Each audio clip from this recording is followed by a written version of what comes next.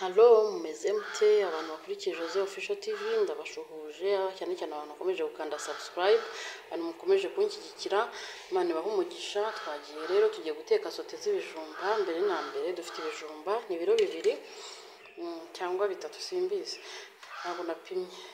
Noneho tugiye kubanza tushyiremo amazi ko biraronze birahase biraronze, tugiye gushyiramo utuzi dukeya tubanze tubitogose.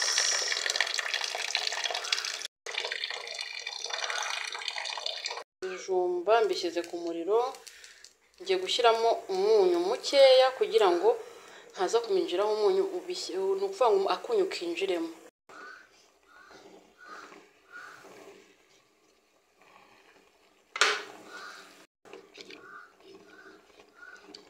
Nshyizemo akunyu kugira ngo ikijumba nikiza gushya kize gushya kirimo umunyu mo imbere. Ndabereka bitogote rimwe mpite nkuraho, ntabwo ndindira ko bishya. Noneho nkuko mubibona ibijumba ndapfundikiye, ngiye kurindira bijyemo ubushyuhe bishyeho gatoya bifata ubushyuhe. Dufashe ipanu yacu, ibijumba byacu biratogose, dufashe ipanu tugiye gushyiramo amavuta.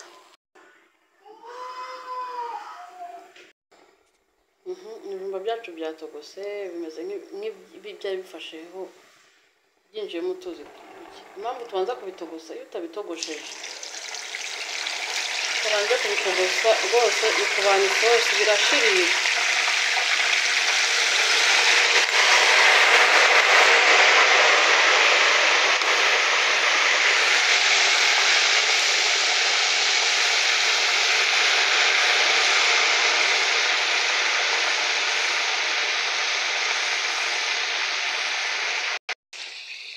Wow, ifiriti yacu inako sote yahiye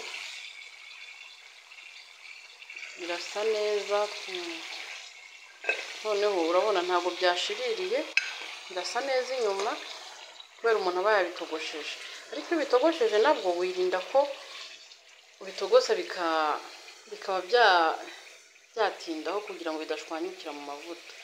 Urabona sote zacu ukuntu zisa,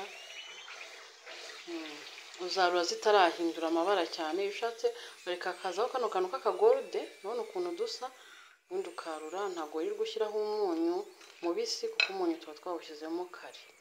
Sote y'ibijumba murayibona irasa neza iraryoshye kandi akunyu karimo karinganiye.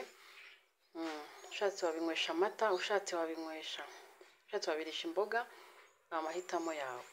Muryoherwe rero, mwibuke gukora subscribe, mwibuke gukanda like, mwibuke gukanda share, gushyiraho comment mumbwire nimba uko mubibona murabikunze cyangwa bimeze bite. Murakoze cyane, mugire umunsi mwiza, naho ubutaha.